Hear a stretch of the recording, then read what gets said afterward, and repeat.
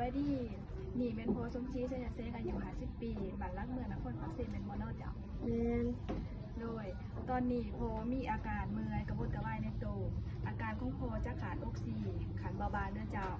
ตอนนี้ดูจะมาใส่ออกซิให้เพื่อให้โพได้หายใจสะดวกสบายขึ้นขออนุญาตโพได้พี่น้องนำเด้อเจ้าโดย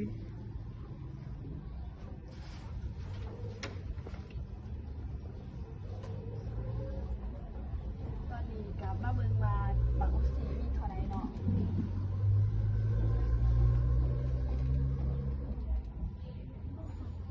มี50ด้วย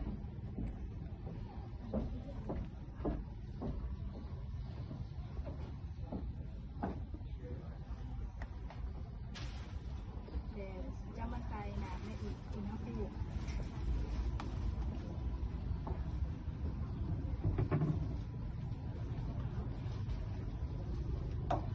นี่เป็นน้ำ NSF จะใส่1/3ของเต่าเนาะ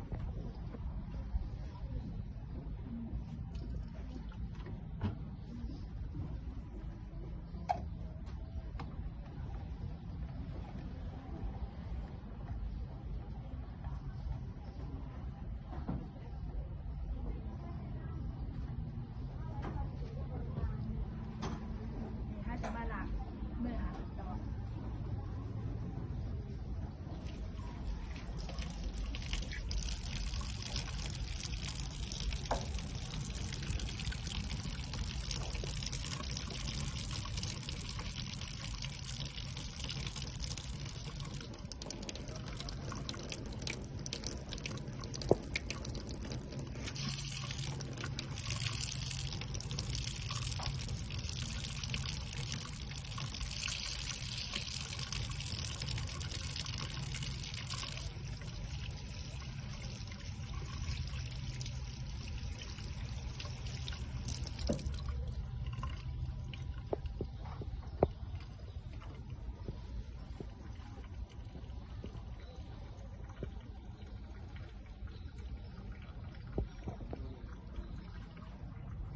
เราจะมาใส่ซุปมือ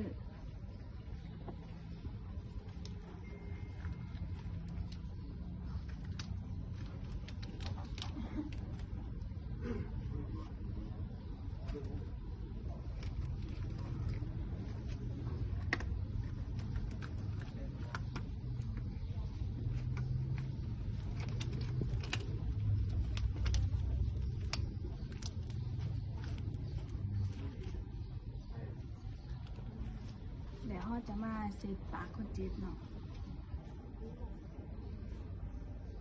ก็อนุญาตด้วยพอ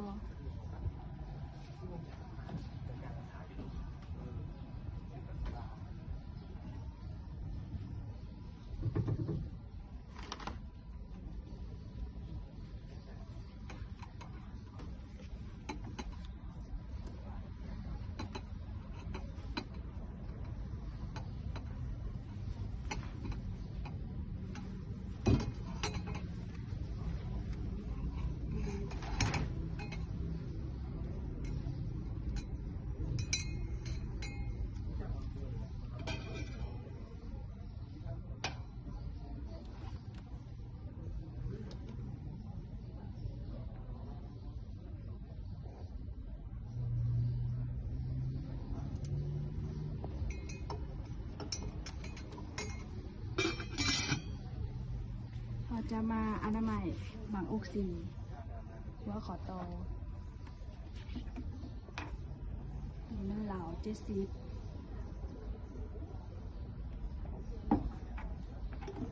เราจะอนามัยแต่ในเนาะเขาในใช่ไหมเนาะ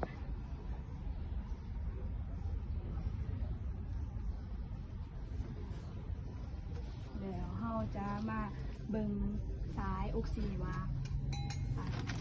เบิดอายุได้หรือบ่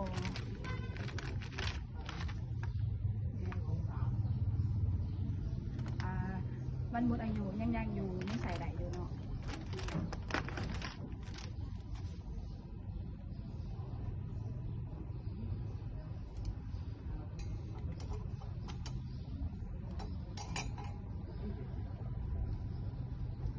จะแยกซ้ายขอต่อเพื่อดีเตียงบ่ให้เป็นแบบนี้ค่ะแล้วเราจะสูบ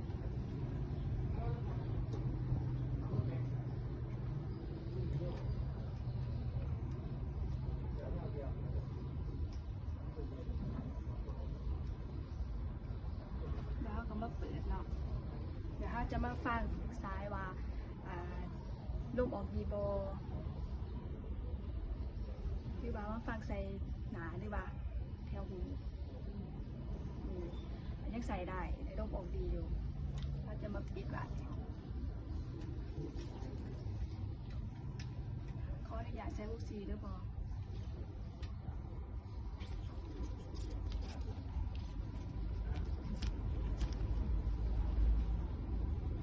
แล้วเราจะมาปรับซ้ายบ่ให้หัดเกินไปหรือว่าล้มเกินไป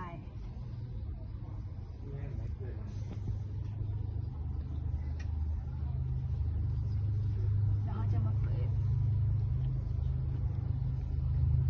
หอดอุณหภูมิ3 ลิตร